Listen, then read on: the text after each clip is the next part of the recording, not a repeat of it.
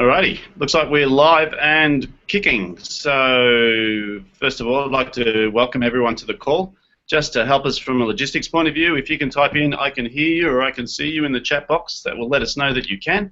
I suppose I'd like to welcome Nathaniel to the call. Today we're going to be talking about 9 things every salesperson must know about social selling. And I think it's one of my favourite topics for sure, and definitely one of Nathaniel's. Welcome, Nathaniel. How are you doing out there, everyone, this morning? Thanks for joining us. I appreciate you taking the time out of your day to learn about social selling. It's definitely something where we are getting a lot of questions and a lot of confusion in the marketplace. If any of you are on LinkedIn, you probably realise that your clients are on there and wondering what the best way is to engage with them in discussion. So that's really what we're going to be covering today. Excellent. So for those who I haven't met before, my name's David Guest. I run a business coaching firm. I've been doing that for 15 years. One of my favourite areas is marketing. Social media has really turned marketing on its head. It's reinvigorated some of the older things. We'll be talking about that today as well. But the amount of people that I speak to that are really struggling with getting social media profitable has been interesting. So what I'm hoping is that we can clarify some of that mystique today. And having Nathaniel here, who is the LinkedIn expert that I've been working with for many years now, is really beneficial because he understands the technology of LinkedIn, and I'll be talking a bit about the sales process that's required. Yeah, excellent. So let's get started. Okay, so first and foremost, we need to look at what social media platforms you need to be on, because we can all waste a lot of time joining up to all these different social media platforms, and we want to make sure that the ones we're using are the ones where our clients are. So if you're in B2B, as in your business targets other businesses, or you're in financial services or real estate where you target high net worth individuals, your target market is more often than not going to be on LinkedIn. There's 365 million members now worldwide, and the goal from the LinkedIn CEO now is to, by 2020, they're going to have 3 billion members. And it's an interesting point you put there, Nathaniel. I think when we look at social media, there's hundreds of channels, and they just keep growing. There's more and more, and the question is always, which is the one that's going to work for me? And the answer is simple, and you just alluded to it. If your target market is on that channel, you need to be on that channel as well. And when you talk about high net worth individuals or business to business, no doubt LinkedIn is right up there. I noticed you got Twitter high up there as well. Is that the same in Australia? Look, it is. It does require a huge investment of time, Twitter. It's not the same as LinkedIn where you could do a post a month and become like a leader in your industry. Twitter's literally, people are updating 5-6 times a day. So it just depends, what resources you have at your disposal. Normally, I think it's for bigger businesses that have, a full-time social media manager in-house. Right. Okay. Okay. So I want to start by talking a little bit about the business model of LinkedIn and why it's structured the way it is. The business model that they have is basically what they call a freemium model, where you have a free membership and then you can upgrade to a paid subscriber. Now, if I looked at the business plan, I did look at the business plan when LinkedIn did its capital raising, and it was all about a recruitment platform. And I don't think what they realized at the time was there's actually going to be a much larger market of salespeople and entrepreneurs on this platform. So the business model's not really been designed with that in mind, and therefore, in order for salespeople to upgrade their account, they really can't offer training. So, like you have 15% of people on LinkedIn are actually paid subscribers that have access to training, whereas the other 85% don't. So a lot of people are wondering how to use this effectively, and it's very much just due to the business model. So if you're in sales and you learn how to use LinkedIn effectively, or you come along to one of the training programs, you'll realize they don't necessarily need to have a paid subscription in order for you to generate clients through LinkedIn. Right, it's true. When I started with LinkedIn, it was a resume online. It was a way that I could find employees because I could see their resume without having to put a job ad in the paper. They might not even be looking. And obviously what seems to be happening is it's turning into a social network where people are connecting. They've got groups that they're becoming members of. The thing I love about LinkedIn is I can actually find people that I would never have a hope in cold calling or making contact in any other way, and I can find out all about them, their hobbies, their interests, their history, all sorts of things. Yeah, exactly. So let's talk a little bit about the business side of it. So from a business perspective, people are using it to hire, to market their business, and to sell. So from a hiring perspective, the recruitment angle of LinkedIn is very much a big business game. Same with marketing. Like, in order to get LinkedIn support on a pay-per-click campaign, you have to be looking at about $10,000 investment per month. Right, and on sales, obviously, we have the hurdle of the training. So a lot of people who are in sales can see that their target markets are on LinkedIn and not quite sure exactly how to approach them. And if they're a bit gung-ho, they may just go and add a whole bunch of connections until potentially they get a restriction on their account, but may not be doing it the most effective way that they can. So what we're going to try and address today is how to approach people, what sort of people you should be approaching, do you accept all connection requests, what sort of things do you write to people to get an opportunity, and that kind of thing. And we've got some really interesting statistics as to what works the best, and what sort of strategies and systems you should have in place. Yeah, fantastic. So it's interesting you say that people aren't trained to sell on LinkedIn. And the more research I've done on this and the more we discuss it, what I've realized is LinkedIn is just a channel. And the sales strategies that you use on LinkedIn are almost no different to traditional sales strategies other than the channel you're using. Correct, yeah. So it's really not about trying to sell your product or hard sell. It's really about building relationships, connections, communicating, educating, all these sorts of things. And we're going to break that down into specific components. But where do people start? Well, I think that there's been a huge shift in the way that sales psychology occurs. Yep. And we talk about B2B and B2C and these kind of things, whereas social media really just lends itself to people. Yep. And so you really need to start by identifying who are the people within the organizations that you want to be developing a relationship with. And of course, you don't approach them as a company. You don't do it from your company page. You do it on the individual level. Yeah. So it makes sense to have common interests as your target market. Yeah.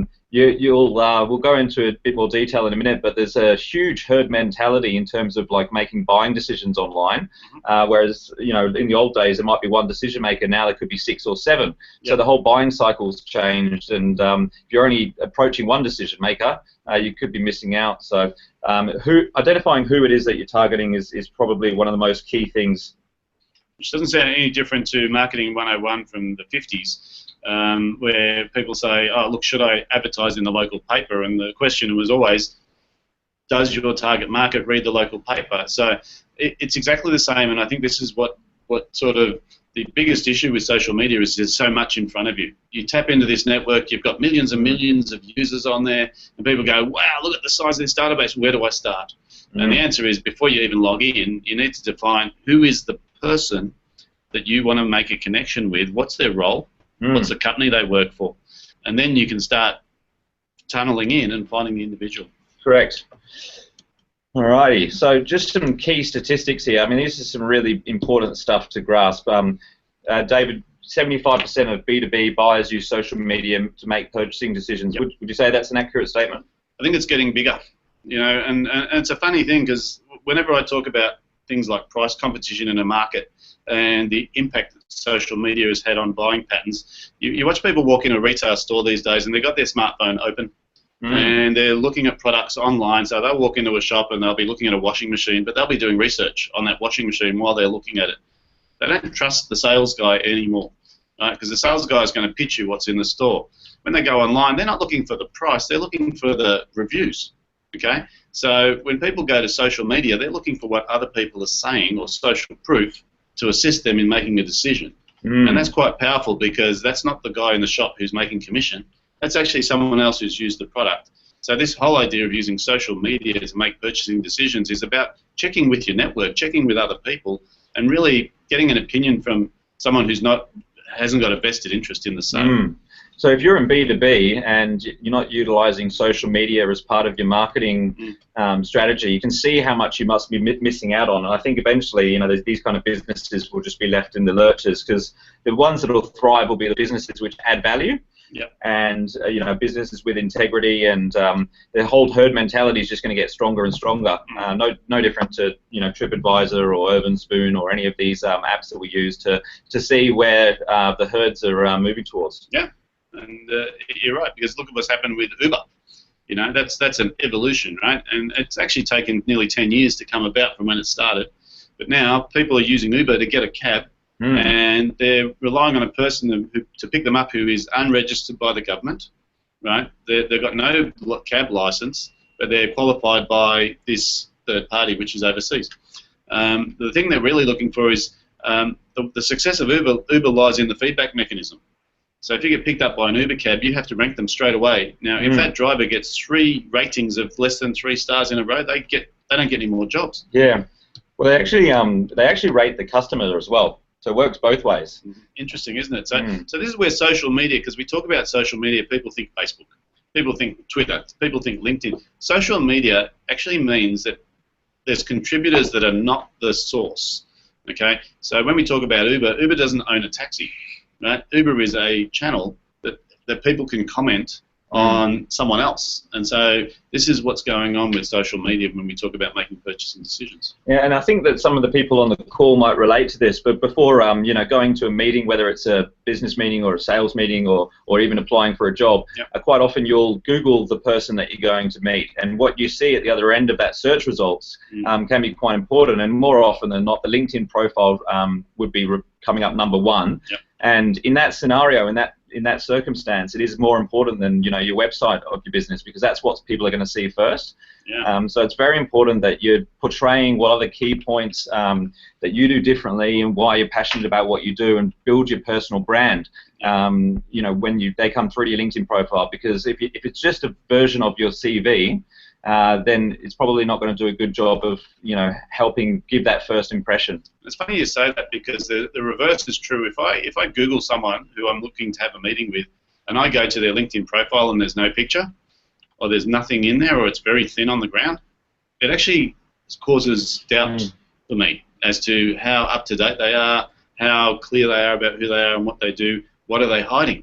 So there's almost an expectation that if you're in the public eye, if you're in B2B, you need to be available in a format that people expect. Okay, so this brings us back to the point that I mentioned earlier. 7 is the average number of key influencers in a B2B purchase. What does that mean, Nathaniel? Well, it means that 7 people in the organisation will influence a purchasing decision. Wow. So rather than just going, well, okay, I want to target Commonwealth Bank, I'm going to message the CEO and see what happens, there's probably going to be, in Commonwealth Bank, probably more like 50 decision makers. And so if you have a holistic approach, they could be talking about you in the coffee room in their morning tea break. Right. So this is almost going back to the good old days of account management 101. Where if we're dealing with a larger organisation, we've got to make sure we've got relationships up and down the tree. Okay, we can't rely on one contact in an organisation to push our service or our product through. What we need to be doing is we need to be connecting at all different levels, and that's how we can make sure all the decision makers or all the influencers. Because sometimes it's not obvious. Sometimes it's someone like a secretary who really has no station of power as far as a title goes, but they are a big influencer. So it makes sense, guys, to target a specific niche. If you're in B2B, target a specific industry. If you don't have a target industry, get one. Because once you start to get this critical mass, these key influencers will just join your network by default, because you're going to have so many connections in common in that industry, and so you'll get this economies of scale happening. So really important point is to target specific niche. Yeah, fantastic. Okay, so B2B buyers are 5 times more likely to engage with sales professionals via warm introductions than cold outreach. Okay. I mean, this is pretty self-explanatory, but we all know that the cold calling days are numbered. The conversion rate last time I checked was 1%. When you're trying to get through to people these days, if it's a private number or they don't recognise the number, they don't answer. If they do answer, it's not the decision maker, etc., etc., etc. Whereas what you're doing on LinkedIn is you're actually just making a touch point, and they'll look at it when it's convenient to them.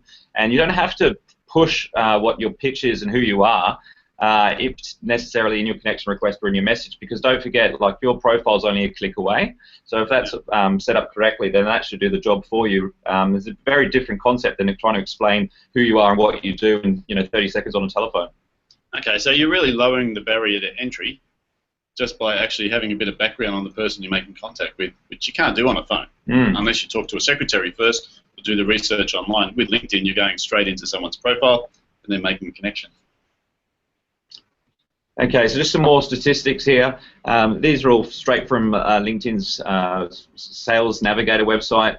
51% more likely to exceed quota if you are social selling. You know, promoted to VP 17 months later, get promoted faster, go to club, which is in the US, what they do to reward salespeople. So first and foremost, before you start connecting and trying all these different approaches, you need to really know where you're going. So it's all very well trying to think what's going to work for certain outcomes, but unless you know what the ideal outcome is, it's hard to strategize effectively, because what we're going to talk about in a minute is key performance measures. So we need to start with strategy. So what is it that you're trying to achieve? And I think for most people on the call, it would be sales revenue. So what I'd like everyone to do, whether you've got the workbook in front of you or not, is just jot down a figure of how much sales revenue you'd like to achieve from social media over the next 12 months. Because what we're going to do is actually work these figures back and work out what you need to do on a monthly basis to achieve that outcome. And it's pretty key. I think starting with the end in mind is really the best way to get a result out of social media. So it's not about how many connections you have. It's not about how much time you spend on there. It's about whether it turns into a sale, I suppose, ultimately. That's right, yeah. Of countless times I've had somebody tell me, you know, I've got 5,000 connections on LinkedIn, as if it's, you know, that's the answer, or that's the holy grail. Your number of connections really is irrelevant if you're not getting any revenue in the bank. Same thing as if you're getting 55 likes on your Facebook post and no revenue. It's exactly the same thing. People are quite keen on measuring things like this. Even where they rank you in terms of how many people are viewing your profile. And people say, well, I'm the #1 in my network. Well, all that tells me is your network must be pretty poor. If you're the most viewed out of everyone within your network, you should probably be connecting with people that are a bit more visible. Yeah, and it's similar to that thing. You know, when you talk to someone who's in business and you say, how's it going, and they say they're busy. You know, busyness doesn't mean making money. Busyness just means I'm busy. So we can have the same thing, and I've watched this with social media. People get online and they're posting and they're posting and they're posting, and when you ask the hard question, which is how much money are you making out of this, they can't quantify.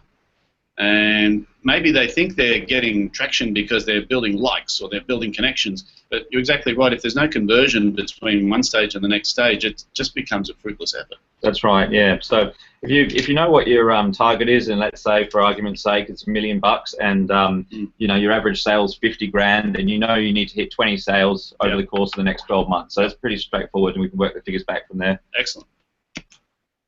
Okay, so I want to talk a little bit about personal brand, because the way that you market on LinkedIn is very personal. Like I said, it's people-to-people marketing. So what people are looking for is that personal touch, and they don't necessarily need to know where you started your career and what, like all the different intricacies of what you did at each place that you worked. What they want to know is why you do what you do. Yep. And so if you can portray the passion in your profile, particularly in the summary at the start, then you'll actually have a much higher conversion rate than if you just explain a bit about your role.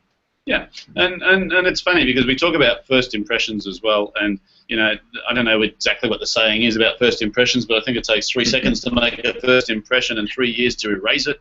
I look at people's profile, and what I see immediately is usually what I get stuck with. And this is why I was mentioning before about photos and things. If I don't see a photo of a person, if I see a photo of either a blank, so the template, the generic one, or a photo of a logo or something, I'm straight away going, why is this person hiding? This is a personal profile. This is meant to be about them. Mm-hmm. And people do like to know about you, and they also want to know why you do things. So the other thing that bores me to tears on a profile is when people tell you things about their business. They tell you, their corporate story. I'm not a big fan of corporate profiles because I've never seen one where people have negative comments in their corporate profile. Mm-hmm. It always tells you that they exceed client expectations and they are the best in the industry. And so a story about why you do things is much more inspiring. You picked a really great quote here, Simon Sinek. I don't know if people can see that on the screen, but Simon Sinek wrote a book called Starting With Why. And in his book, he talks about it's not about what you do, but why you do it. And He's got a brilliant TED Talks video. If people want to search him out on Google and find his video on TED Talks, Simon Sinek. But it really inspires you to think about why you do things and use that as part of your profile. So great quote there. So you look at the most engaging person on LinkedIn, publisher since day dot, is Richard Branson, and he's got this down to a T. He just had his 65th birthday a couple of days ago, actually. But personal branding, he's absolutely nailed it. So why you do what you do, explain a little bit about your personality. When you get into your experience section on your LinkedIn profile, that's when you can go into a bit of detail about the company and what their values are. Yep. Okay, so now we're going to actually give you some pointers for optimizing your LinkedIn profile, and these are really just a handful out of all the things that you can do. There's when we optimize LinkedIn profiles, we've got a 22-step checklist that we go through. So it's quite detailed, but these are some of the key things. And if you do these things, you will show up in the search results higher, and hopefully on Google you could be #1, depending on how competitive your industry is and your name is. So the first thing, obviously, profile photograph is the most important part. Optimize your headline. So where you've got your job title showing up, that's what people are going to see in the search results. That's the most important place for keywords. So you want to make sure that whatever you've got in there are things that people might search for. So if you're an accountant in Melbourne, there might be a good idea to have accountant Melbourne in there. Just bear in mind that people are more likely to search for things like accountant rather than accounting, for example. So people are looking for individuals.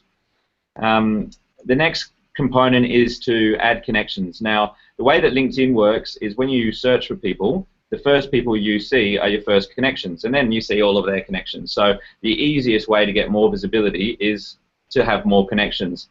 Now, it doesn't mean you go off and connect with people that have no bearing of influence on your target market, that are based overseas and quite often trying to sell you search engine optimization. It means that you build your network, quality network within target demographic. Okay. Now, the LinkedIn web address down the bottom there, they call it your vanity URL. It's where you can actually customize the address that people type in to find your LinkedIn profile. It's quite an important part to optimize if you want to show up in Google search results. This is one of the big parts of Google's search engine algorithm is to look at the URL, and if that has your first and second name in it, then you're more likely to show up #1 in search results when people are searching for your name. Yep. Okay. So I mean, these are very pointed sort of areas. Now, can I just dive in on connections a little bit, because I think we were discussing before the webinar this whole notion of connecting with people, and I always sort of equate this to this onion. Sort of there's different skins, and there's layers, and what you just identified is start by connecting to the people you know, and then go through the people who are in your circle of influence. So this might be any clubs that you're a member of, any associations you're a member of, local community figureheads, all those sorts of people, and start building these connections, because as you connect with more, then I think the list of people who you see grows as well, right? That's right, yeah. And just another piece of inside information, I suppose. I don't think that it's going to become any easier, and it probably will become harder to connect with people that you don't necessarily know. You'll notice that sometimes LinkedIn will ask you for an email address in order to connect. So I think that it's quite important that you get onto this right now and build your social database so that you can, leverage off it for years to come. Yeah, because I suppose it's like email. People are not that quick to give out an email address anymore, because they're onto it and they're saying, well, if I give out an email address, I'm going to get spammed. Most people, if they see that you're sending email without an unsubscribe, they can shut you down, lock you out. It's all over. LinkedIn, I think, is happening the same way. Like you said, there's a lot of companies that are coming in from other countries trying to sell you stuff on LinkedIn. So you think you're popular, but they're sales pitches. There's a point in time where you go, that's it. If I don't know the person, I'm not going to connect. And I don't think it's that far away. So getting in now before that sort of becomes the standard, I think would be pretty key. Yeah. I mean, this is really, you could call it social selling, but the selling's always done offline. It's really just networking. Yeah. This is just the same as going down to your local business networking evening on a Friday night, but, I guess you could call it networking on steroids. And online, right? Okay, so the iceberg, one of my favourite pictures of the iceberg. So this represents your first degree connections on LinkedIn. Okay, so that's actually not where the opportunity is necessarily. Where the opportunity lies is below the top of the ocean, where you've actually got a huge opportunity to connect with people that are in your second degree of connections. So can you explain that? Yeah, absolutely. It's a little bit like when you go to see a really happy client after a year or two, and you want to ask him for referrals. Yep. And he scratches his head, and he might think of one or two names, and maybe he gives you their phone number, maybe they don't. What you can do on LinkedIn is you can actually see all of his network, pick out the clients that would be suitable for your business, and you could go to your client with a list of 50 people and say, I'd like introductions to all of these people. Would you be able to help me out? That's in a nutshell what LinkedIn gives you the possibility to achieve. Right. Okay, so that's quite powerful just in its own right. So the traditional referral strategy would be to ask. And if you ask someone for a referral, the standard answer is, I can't think of anyone right now, but I'll keep you in mind, which means I won't keep